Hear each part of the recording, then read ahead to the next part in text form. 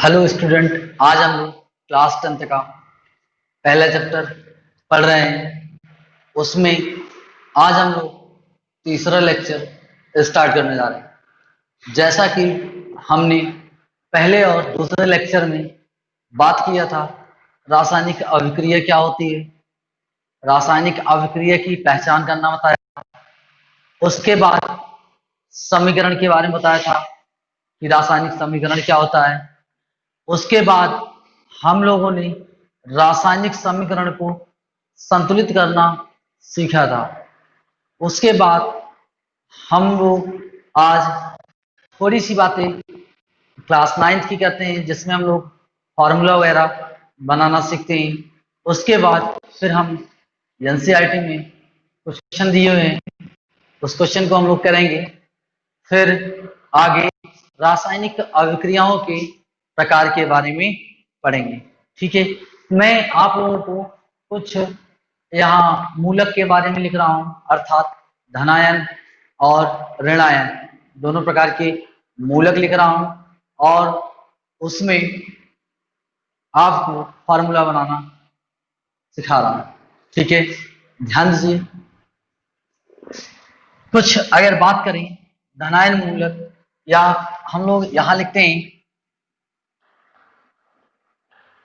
संयोजकता,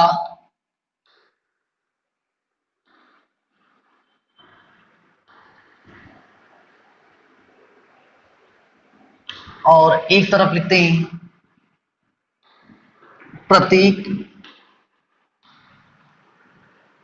और एक तरफ लिखते हैं हम लोग नाम।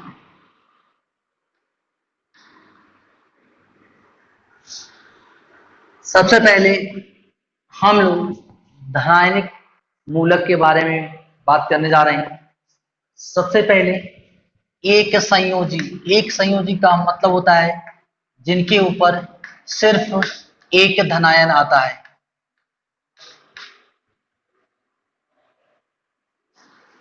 हाइड्रोजन भी लिखा है, जैसे हम लोग पढ़ते हैं हाइड्रोजन आयन।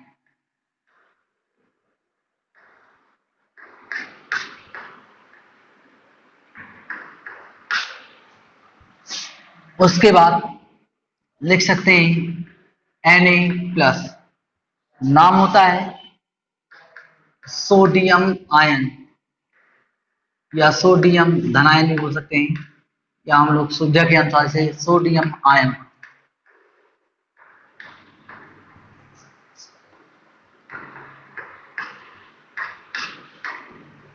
उसके बाद इसी तरीके से पोटेशियम आयन,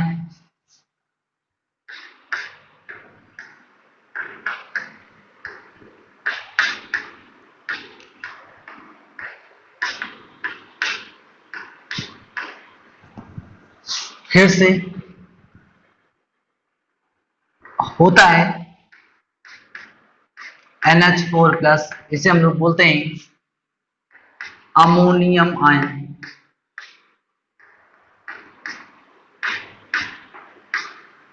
अमोनियम आयन इसी तरीके से ये हो गया एक संयोजी।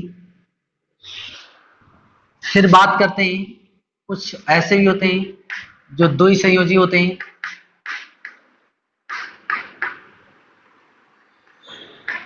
जैसे बात करें Mg++, नाम होता है इसका मैग्नीशियम आयन।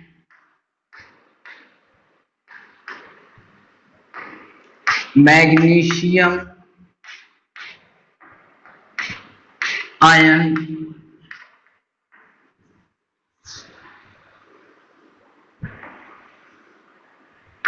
उसके बाद अगर बात करें, फिर से आता है कैल्शियम आयन।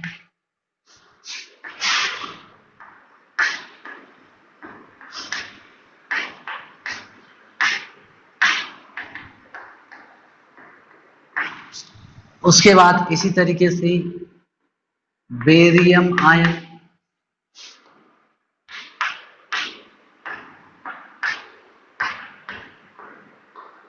बेरियम आयन,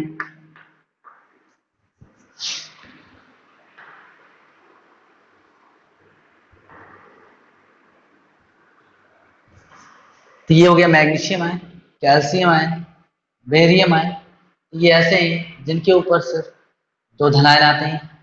इसी तरीके से हम लोग कुछ तीन धन आयन वाले को बात करते हैं, या कुछ और लिख दे रहे हैं।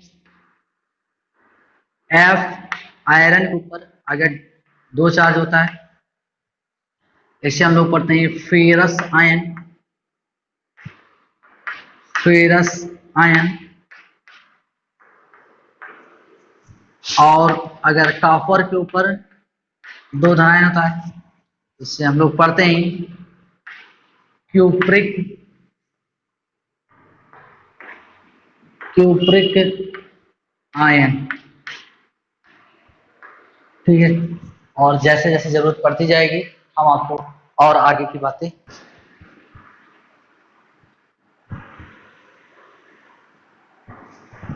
इधर हो गया अपना संयोजकता,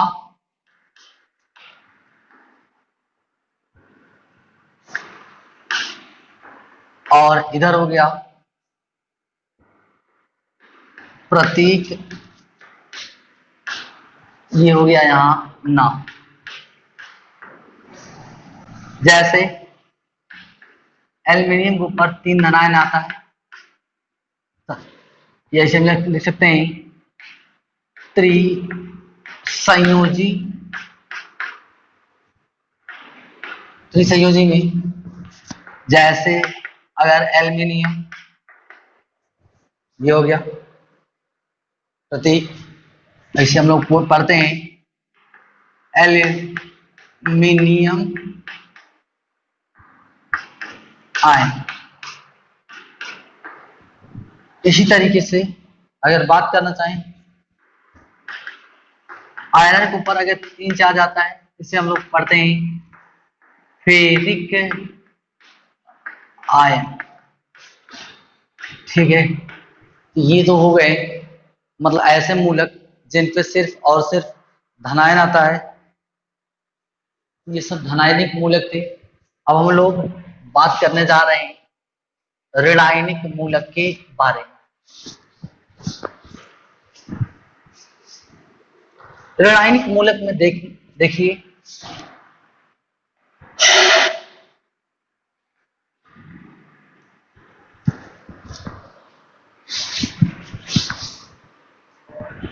ऋणायनिक मूलक में देखिए ऐसे मूलक जिन पे सिर्फ नेगेटिव चार्ज आता है या ऋण आवेश आता है, उसे हम लोग ऋणायनिक मूलक कहते हैं। जैसे देखिए एक तरफ मैं फिर से यहां लिख रहा हूं संयोजकता,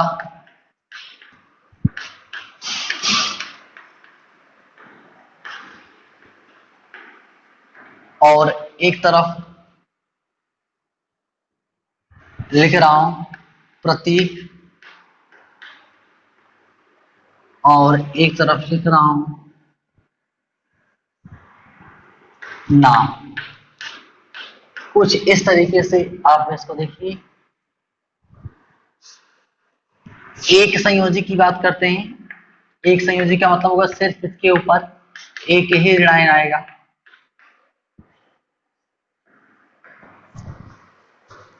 जैसे Cl माइनस, इसे हम लोग पढ़ते हैं क्लोराइड,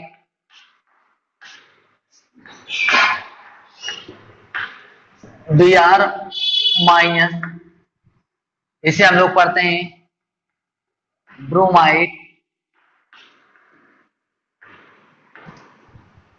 I माइनस, इसे हम लोग पढ़ते हैं आयोडाइड, आयोडाइड। उसके बाद बाइकार्बोनेट HCO3 माइनस, इसको हम लोग बोलते हैं बाइकार्बोनेट, बाइकार्बोनेट, या इसे हम लोग और बोल सकते हैं हाइड्रोजन हाइड्रोजन कार्बोनेट। इसी तरीके से HSO3 माइनस नाम होता है बाई सल्फाइड। इसे बोल सकते हैं हाइड्रोजन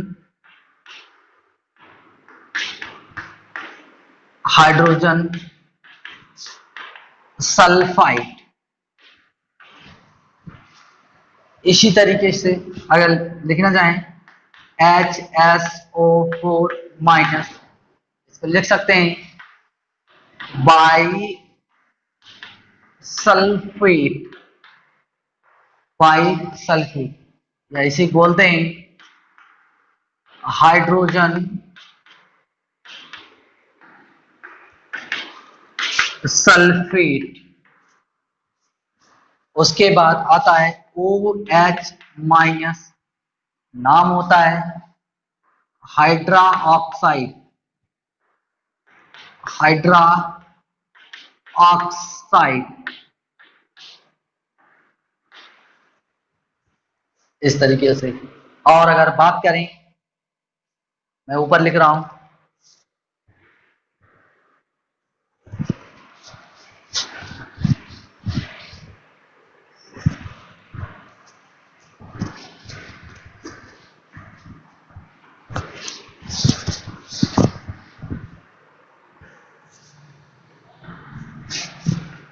NO2 माइनस, नाम होता है नाइट्राइट। नाइट्राइट NO3 माइनस, नाम होता है नाइट्रेट। तो कुछ इस तरीके से ये जो हमने लिखा सब एक संयोजी ऋणायनिक मूलक हैं। अब हम लोग दो संयोजी की बात करने जा रहे हैं।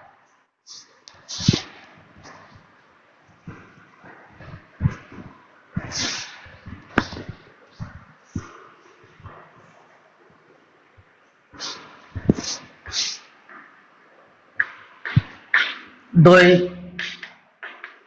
संयोजी, देखिए अगर ऑक्सीजन लिखने के बाद इसके ऊपर दो नेगेटिव चार्ज आता है, इसे हम लोग पढ़ते हैं ऑक्साइड।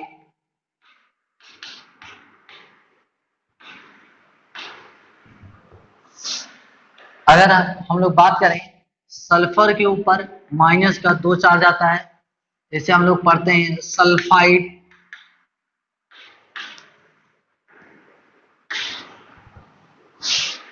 अगर SO4 माइनस टू चार्ज आता है, इसे हम लोग पढ़ते हैं सल्फेट।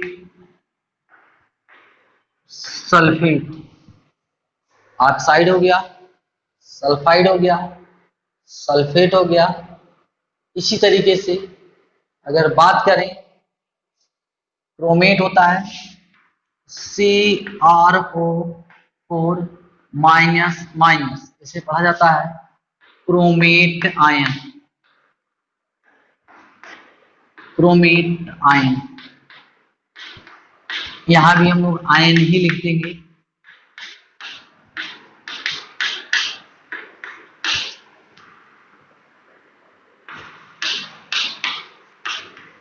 ठीक है बालको, इस तरीके से ये दो संयोजी हो गए। और भी होते हैं, जैसे जैसे उपयोग में आता रहेगा मैं आपको और भी बताता रहूंगा।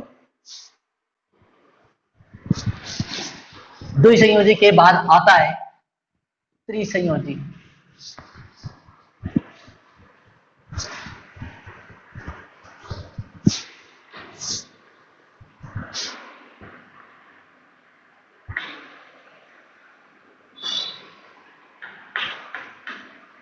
त्रिसंयोजी, त्रिसंयोजी में आता है नाइट्राइट N3 माइनस, इसे हम लोग पढ़ते हैं नाइट्राइट। नाइट्राइड।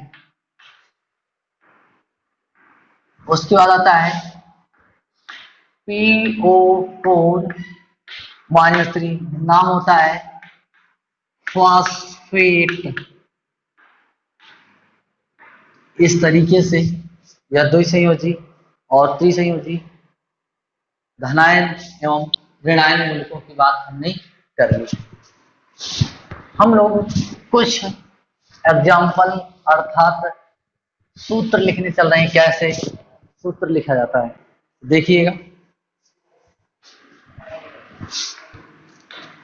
रासायनिक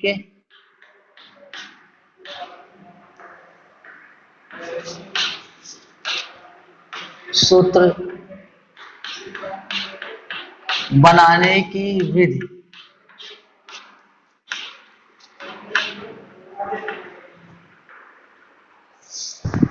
सबसे पहले अगर बात की जाए, जैसे हमको बनाना हुआ एग्जाम्पल के तौर पे सोडियम सल्फेट,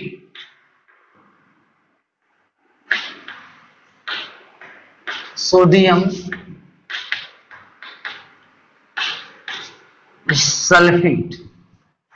देखिए, जब भी सोडियम सल्फेट का फार्मूला बनाना हो तो हम लोग क्या करते हैं, हमको भी पता था कि जो सोडियम आयन लिखते हैं इसके ऊपर एक धनायन था, याद आ रहा होगा आपको। उसके बाद सल्फेट के बारे में बात करूं, होता है SO4 माइनस का 2 ऋणायन। ठीक, मतलब कि यहां हमने सोडियम धनायन लिख दिया, यहां सल्फेट होता है SO4 माइनस माइनस।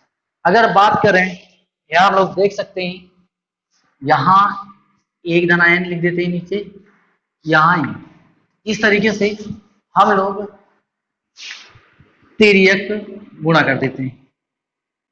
इस तरीके से यहां बन जाएगा Na2SO4, नाम हो गया इसका सोडियम सल्फेट। ठीक है, इसी तरीके से ये हमारा फॉर्मूला बन गया जिसका नाम है sodium sulphate.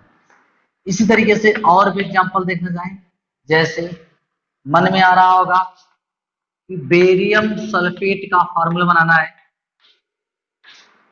Barium sulphate, barium sulphate के केस में क्या होता है, हमको पता होता है कि बेरियम के ऊपर आता है +2 धनायन और ये सल्फेट के भी ऊपर आता है 2 ऋणायन। तो हम लोग क्रॉस मल्टीप्लाई करेंगे, ये बन जाता है Ba2SO4 का होल ट्वाइस। लेकिन हम लोग इसको आसानी से, जितना धनायन ये है जितना ऋणायन ये है, अगर बराबर होता तो कट कर देते हैं। ये बन जाएगा BaSO4, नाम हो गया बेरियम सल्फेट। ध्यान दीजिएगा, जब दोनों पर चार्ज समान नहीं होते हैं इसको गुणा करा देते हैं, अगर चार्ज समान होता है तो कट कर देते हैं। किस तरीके से बन गया बेरियम सल्फेट। नेक्स्ट एग्जांपल अगर देखना चाहें आप, जैसे अगर हमसे कोई पूछ दे कि तीसरा फार्मूला लिखने के लिए एल्यूमिनियम नाइट्राइड है, क्या समझिएगा, एल्यूमिनियम नाइट्राइड, नाइट्राइड। ठीक है, तो यहां देखिए एल्यूमिनियम के लिए +3 धनायन आता है, नाइट्राइड के लिए भी -3 ऋणायन आता है। ठीक है, 3 धनायन 3 ऋणायन कैंसिल हो जाएगा, ये बनाएगा Al, नाम हो गया एल्यूमिनियम नाइट्राइड। तो हम लोग कुछ इस तरीके से फार्मूला बनाना सीख लिए, और जैसे जैसे हम लोग की बुक में जो क्वेश्चन दे रखे हैं उसको कैसे किया जाएगा हम आगे चर्चा कर रहे हैं। ठीक है,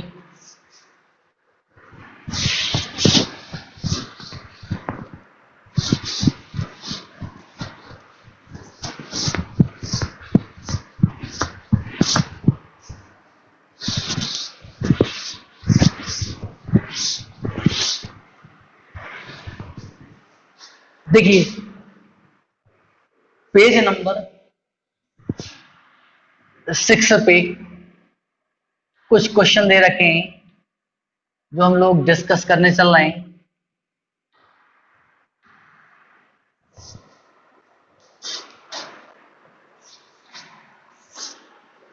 सबसे पहला क्वेश्चन ये दे रखा है पेज नंबर 6 पर, वाई में जलाने से पहले मैग्नीशियम रिबन को साफ क्यों किया जाता है। तो याद रखिएगा, वाई में जलाने से पहले मैग्नीशियम रिबन को इसलिए साफ किया जाता है कि जब मैग्नीशियम वाई के साथ अभिक्रिया करती है तो मैग्नीशियम ऑक्साइड की एक काफी स्थिर परत बना लेती है। जब मैग्नीशियम ऑक्साइड की स्थिर परत बन जाती है तब जो होता है ऑक्सीजन अभिक्रिया नहीं करता है या अभिक्रिया बहुत धीमी गति से होती है।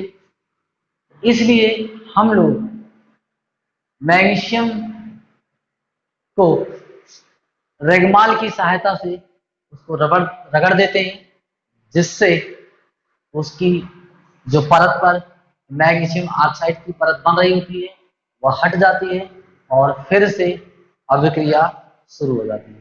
ठीक है, सबसे पहला क्वेश्चन यही लिखा अपना, तो मैं इसका आंसर लिख दे रहा हूं यहां।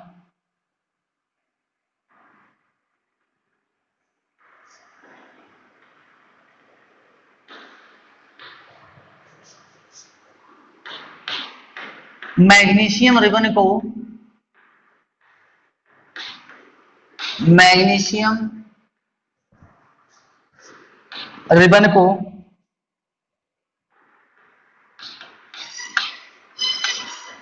रिबन को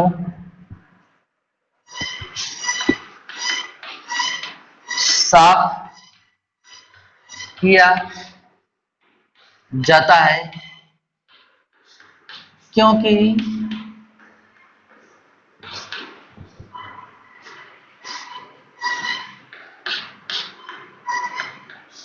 मैग्नीशियम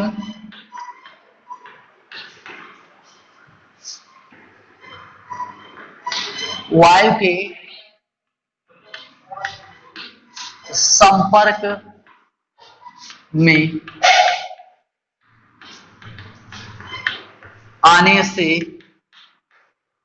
मैग्नीशियम वायु के संपर्क में आने से मैग्नीशियम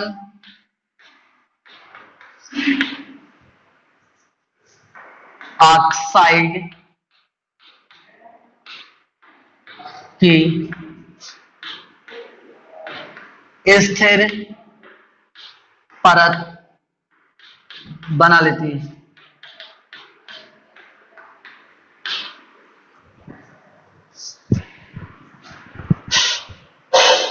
बना लेती है।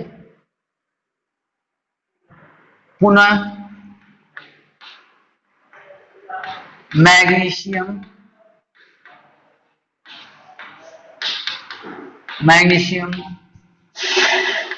अभिक्रिया नहीं कर पाता है, नहीं कर पाता है।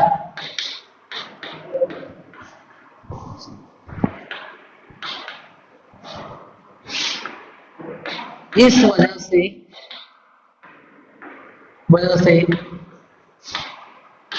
इसे रगड़कर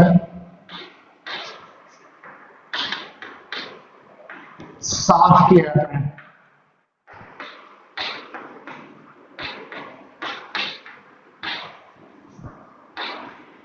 मैग्नीशियम जब वायु के साथ देखिए अभिक्रिया कर रहा है, जैसा कि पहले बता चुके हैं, यह बनाता है मैग्नीशियम ऑक्साइड। जो ये ऑक्साइड बनती है मैग्नीशियम का, वही स्थिर परत का काम करने लगती है। ठीक है, इस तरीके से यह हमारा पहला क्वेश्चन हो चुका। उसके बाद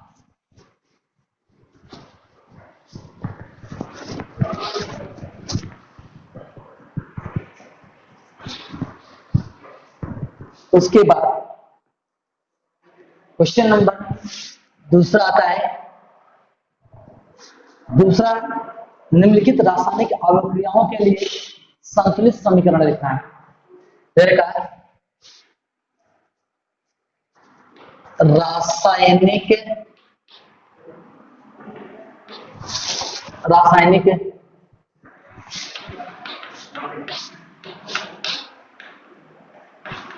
अभिक्रिया के लिए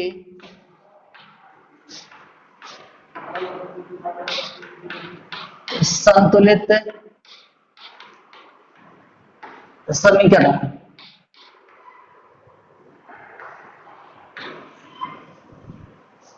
पहला दे रखा है हाइड्रोजन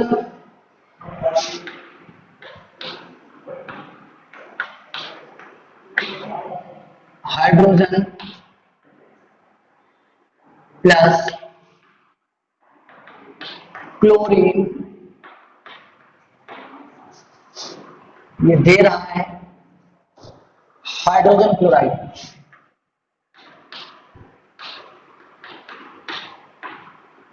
हाइड्रोजन क्लोराइड। देखिए जैसा कि जो ये दे रखा है, सबसे पहले ये तो शब्द समीकरण लिखा हुआ है। शब्द समीकरण को पहले हम लोग रासायनिक समीकरण में परिवर्तित करेंगे, उसके बाद फिर इसको हम लोग संतुलित करेंगे।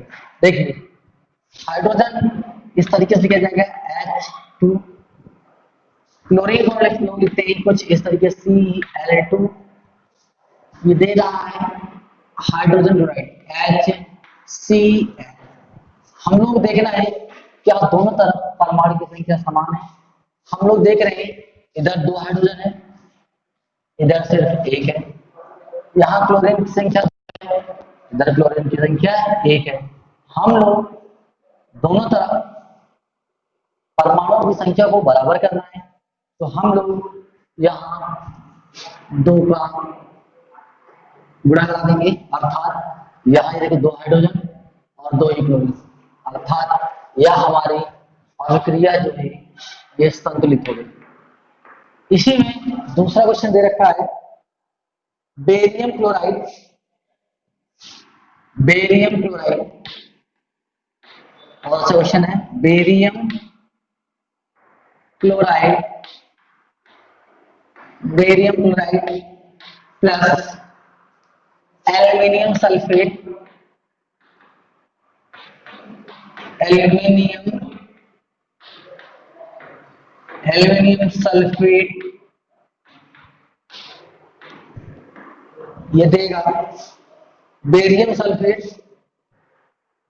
Barium sulphate, barium sulphate plus aluminium chloride,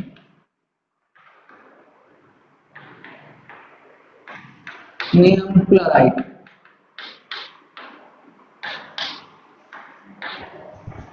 देखिए बेरियम क्लोराइड हमको पता होता है, अभी बताया था, बेरियम के ऊपर 2 धनायन होगा और क्लोरीन के ऊपर 1 ऋणायन। इसका मैं फॉर्मूला बनाना आपको बता दे रहा हूँ, रब कर दूंगा। देखिए बेरियम के ऊपर ऐसे ही 2 चार्ज आएगा, क्लोराइड के ऊपर -1, ठीक। यहाँ 2 यहाँ 1, आप गुणा कराइए BaCl2 गुणा कराएंगे तो आ जाएगा BaCl2, नाम हो जाएगा इसी का बेरियम क्लोराइड, ठीक है। तो मैं इसको लिख दे रहा हूँ यहाँ बेरियम क्लोराइड BaCl2, ठीक। इसी तरीके से एल्यूमिनियम सल्फेट फिर से मैं बताने जा रहा हूँ। देखिए यहाँ एल्यूमिनियम है 1 2 3 धना, सल्फेट के ऊपर माइनस का 2 चार्ज, ये देखिए यहाँ 2 यहाँ 1, आप गुणा कराइए, यहाँ हमारे 3 है, ये बन जाएगा Al2SO4 का होल थ्राइस। देखिए Al2SO4 को कितनी बार, 3 बार हमने लिख दिया Al2SO4 का होल थ्राइस, ठीक। इस तरीके से हम इसको लिख सकते हैं यहाँ क्या Al2SO4 का होल थ्राइस, ठीक। फिर से ये बनेगा बेरियम सल्फेट। बेरियम सल्फेट क्या होता है, फिर से बेरियम के ऊपर +2 चार्ज, सल्फेट के ऊपर -2, ये बनाएगा BaSO4। और साथ साथ एल्यूमिनियम क्लोराइड, देखिए एल्यूमिनियम के ऊपर आता है +3 चार्ज, ऐसे क्लोराइड के ऊपर -1 और 3 गुणा कराएंगे तो हो जाएगा AlCl3, मतलब कि एल्यूमिनियम क्लोराइड। ये हो जाएगा AlCl3, ठीक। हम लोग इसको संतुलित कर देते हैं।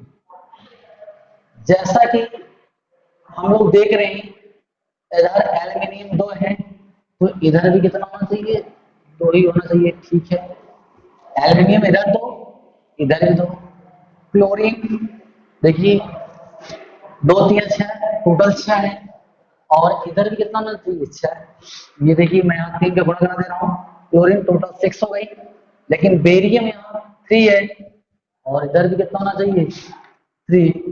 और सल्फेट देखिए 3 टाइम्स ये है, 3 टाइम्स ये भी है, तो आता है जो ये हमारी अभिक्रिया लिखी हुई है यह संतुलित है।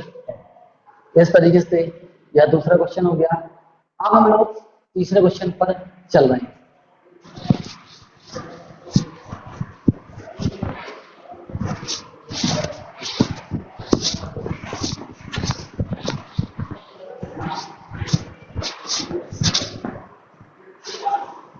तीसरा क्वेश्चन क्या है, देखिए सोडियम है। सोडियम को हम लोग जल के साथ, सॉरी इसको इस तरीके से लिखेंगे, पहले सोडियम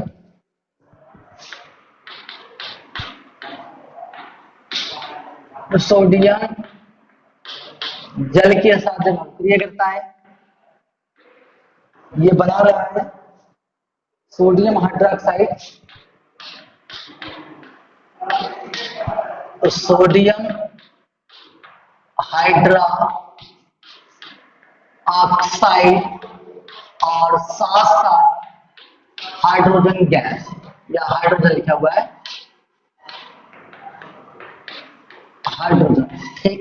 देखिए ये तो सोडियम हो गई धातु, और ये जल के साथ अभिक्रिया करेगी, ये बनाएगी NaOH, ठीक। और साथ साथ हाइड्रोजन गैस H। हम लोग जैसा देख रहे हैं सोडियम इधर एक है, इधर भी एक है, ऑक्सीजन इधर एक है, इधर भी एक है, हाइड्रोजन उधर 3 है टोटल, और इधर कितना है, 2 है। यहाँ हम लोग क्या करेंगे, अगर यहाँ 2 का मल्टीप्लाई करा दें तो टोटल हाइड्रोजन संख्या कितनी होगी, 4, ये 2 हो गया। और इसको भी क्या कर देंगे, ऑक्सीजन 2 हो जाएगी, ये देखिए 2 ऑक्सीजन हो जाएगा, इधर भी अगर 2 का लगाने हैं तो 2 ऑक्सीजन 2 हाइड्रोजन, ये हो गया 2 हाइड्रोजन, ठीक है। उसके बाद सोडियम की संख्या उधर 2 है, सोडियम परमाणु इधर भी कितना चाहिए, 2। इस तरीके से यह अभिक्रिया भी हमारी संतुलित हो गई। उसके बाद तीसरा क्वेश्चन भी संतुलित करने के लिए दे रखा है। बस इस क्वेश्चन में हमें बताया जा रहा है कि हम लोगों को भौतिक अवस्था लिखना है, ठीक है। तो हम लोग क्वेश्चन नंबर 3 पर बात करने चल रहे हैं।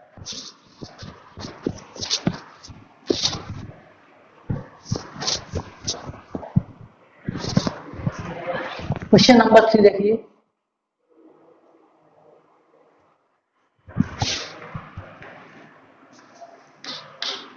रासायनिक रासायनिक अभिक्रियाओं के लिए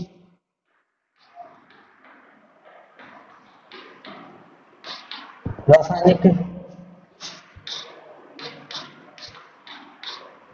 अभिक्रियाओं के लिए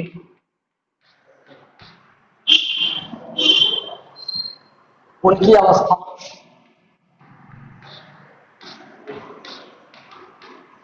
उनकी अवस्था के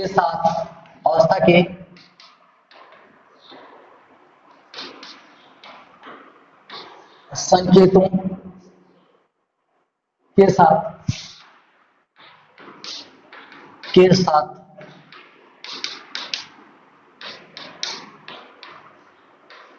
संतुलित रासायनिक समीकरण रासायनिक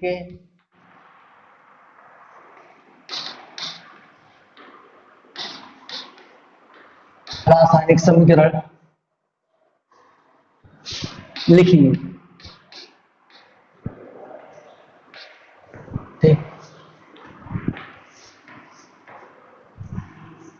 यहां सबसे पहला जो क्वेश्चन दे रखा है,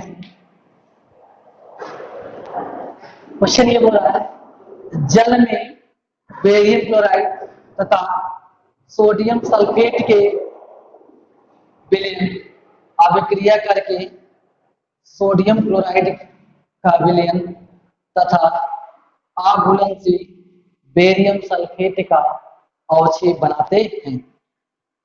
जल में बेरियम क्लोराइड का मतलब हो गया, बेरियम क्लोराइड का जो फार्मूला होता है BaCl2।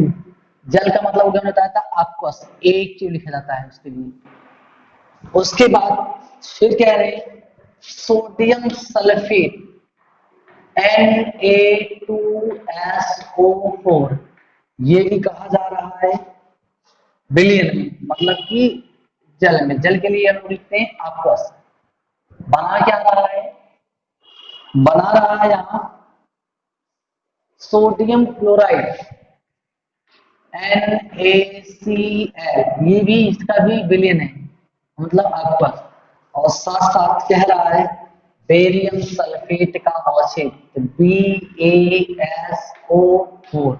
अवक्षेप को हम लोग कहा था, हमने बताया था कि तीर अगर नीचे की तरफ कर दे या यहाँ सॉलिड लिख दे तब भी बात होगी, या इसको हम लोग तीर ऐसे नीचे की तरफ लिख देते हैं तब भी वो सल्फेट माना जाता है। तो ठीक है, हमने बेरियम क्लोराइड के जलीय विलयन, सोडियम सल्फेट के जलीय विलयन को जब अवकृत कराया, सोडियम क्लोराइड का जलीय विलयन बना, और साथ साथ बेरियम सल्फेट का हम लोगों को क्या प्राप्त हुआ, अवक्षेप। इस अभिक्रिया को भी हम लोगों को संतुलित करना है। जैसा कि हम लोग देख रहे हैं, इधर क्लोरीन की संख्या 2 है, तो इधर भी कितना होना चाहिए, 2 क्लोरीन हो गया। इधर सोडियम 2 हो गया, तो इधर भी सोडियम कितने हैं, 2। ठीक है, अब ये देखना है कि इधर सल्फेट की संख्या कितनी है, 1 है, और इधर सल्फेट की संख्या कितनी है, 1 है। BaSO4 बन गया। इसमें सही लिखूं थोड़ा सा,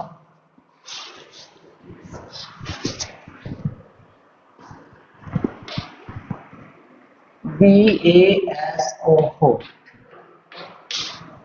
ठीक है, इधर भी बेरियम 1 है और इधर भी बेरियम 1 है। सल्फेट की संख्या इधर 1 है, इधर भी कितने हैं, 1 है। अर्थात यह हमारी ये क्या हो गई, संतुलित हो गई। और सबसे इंपॉर्टेंट बात इसमें यह था कि हम लोगों को इसमें अवस्था लिखना था। ये देखिए aqueous, जली, ये भी जली, और ये भी क्या aqueous, ये भी जली, और साथ साथ ये भी हमने लिख दिया अवक्षेप के। ठीक है, दूसरा क्वेश्चन है सोडियम हाइड्रोक्साइड का विलयन HCl अम्ल के विलयन से अभिक्रिया करके सोडियम क्लोराइड का विलयन तथा जल बनाती है। देखिए सोडियम हाइड्रोक्साइड का जलीय विलयन है NaOH। ठीक है, ये भी कह रहा है जलीय विलयन है। जली के लिए हम लोग लिखते हैं AQ, जिससे हम लोगों ने बताया था, इसे हम लोग क्या बोलते हैं, aqueous। साथ साथ इसमें अगर बात करें हाइड्रोक्लोरिक अम्ल HCl अगर बात करें तो HCl भी जली है। यहां भी हम लोग लिखते हैं AQ। जब यह अभिक्रिया करती है तो अभिक्रिया करने के बाद सोडियम क्लोराइड का जलीय विलायक होता है NaCl। इसका कैसा प्रकार होता है? aqueous और साथ साथ जल बनाता है। जल आपको पता होता है या होता है द्रव के रूप में। जब द्रव के रूप में होता है तो हमने बताया था उसके लिए लिखा जाता है लिक्विड या लिखा जाता है एल। इस तरीके से हम लोग का भौतिक अवस्था aqueous और ये लिक्विड और ये भी aqueous और साथ साथ। तो इस तरीके से जो एनसीईआरटी में दे रखा था हमने आपको क्वेश्चन करा दिया। हम लोग नेक्स्ट टॉपिक पढ़ेंगे रासायनिक अभिक्रियाओं के प्रकार।